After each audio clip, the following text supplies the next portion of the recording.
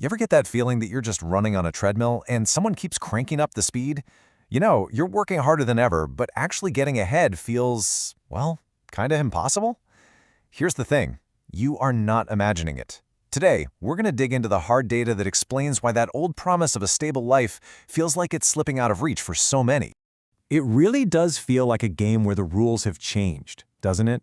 This feeling has a name. It's called economic precarity. And it's not just in your head. The rules of the whole game have fundamentally shifted. So let's start with the most basic cost of all, just the price of survival. All right, first up, the price of survival. We're talking about those absolute non-negotiable costs of just being alive in the modern world. And wow, have they changed. Let's zero in on the two biggest expenses that are absolutely crushing budgets everywhere: housing and healthcare.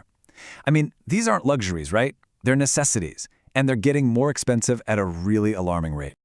Okay, let's hop in a little time machine and go back to 1970. We'll use Colorado as our example here. Back then, a typical apartment would have cost you about $650 a month, and that's in today's money. Keep that number in your head, $650. Now, let's jump forward to today. That very same inflation-adjusted rent, it's skyrocketed to almost $1,500. Now, this isn't just some small bump. We're talking about a massive shift in the cost of a basic human need. So, how did we get here? This table really tells the story. Just look at that constant $20 column. That's the real cost, right? With all the general inflation stuff stripped out. And the takeaway is just staggering. The actual price of rent has more than doubled, in real terms. And it's definitely not just housing. The cost of healthcare, well, it's pretty much the same story, but the numbers might be even more shocking. Back in 1970, the inflation-adjusted amount we spent on healthcare per person was a little over $2,000. Fast forward to 2023, and that number has exploded to over $14,000. That is a nearly seven-fold increase. In real terms, just wow. So where's all that money going? Well, have a look. More than half of it is just for hospital care and visits to the doctor. It's not just the price of medicine, the entire system is becoming incredibly unaffordable. Okay, so everything's more expensive. Let's move on to our second big point and see how this all connects. Let's talk about the world of work and what in the world is happening to that very first step on the career ladder. I mean, this is the logical question, isn't it?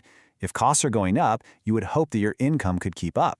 But for a lot of people just starting out, earning more has become this massive challenge all on its own. A huge piece of this puzzle is something called experience inflation. And it's this really bizarre trend where jobs that are supposed to be for beginners are now demanding years of experience before you can even get an interview. This quote from a recent report just hits the nail on the head. Entry level doesn't mean no experience anymore. It's basically code for, we want someone with experience, but we're only going to pay them a junior salary. And the data proves this isn't an exaggeration. Over a third of all jobs that are supposedly for beginners are now demanding you already have experience.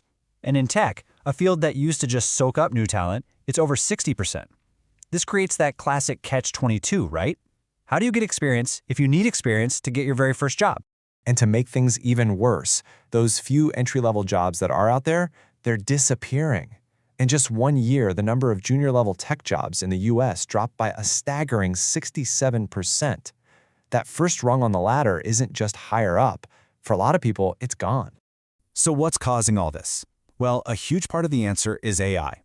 You know, all those basic, repetitive tasks, simple coding, data entry that junior employees used to do to learn the ropes, a lot of that is now being automated.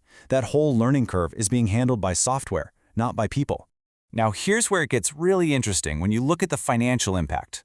With AI doing the basic stuff, the real value is now in judgment and experience, the skills to direct the AI. And this has created a massive, massive pay gap.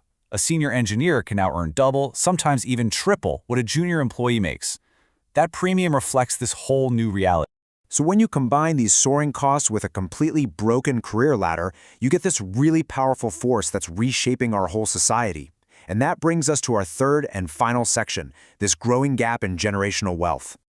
Yeah, these two trends we've been talking about, they are creating a huge shift in our society. It's like a great divergence between the economic fortunes of the young and the old. And this slide sums up that divergence perfectly. For a lot of people in older generations, wealth was built slowly, over time, through things like a house or stocks that just grew in value. But for younger generations, that path is blocked by some serious headwinds. The very things we've just been talking about. It's pretty hard to buy assets when the cost of just living is so high and that first good job is so hard to find. Okay, so the old deal seems to be broken, which of course begs the question, what's the new deal? How do we navigate this new reality? So, just to recap what we've seen in the data, the basic costs of living, things like housing and healthcare, have completely outpaced regular inflation. At the exact same time, that traditional first step into a career is being wiped out by experience inflation and automation. The combined effect of all this is a wealth gap that isn't just about age anymore, but about playing on two fundamentally different economic fields. And that leaves us with a question that is probably going to define the next generation. The old, familiar path to prosperity, it feels closed for a lot of people. The real challenge now is figuring out what the new path looks like. What do you think comes next?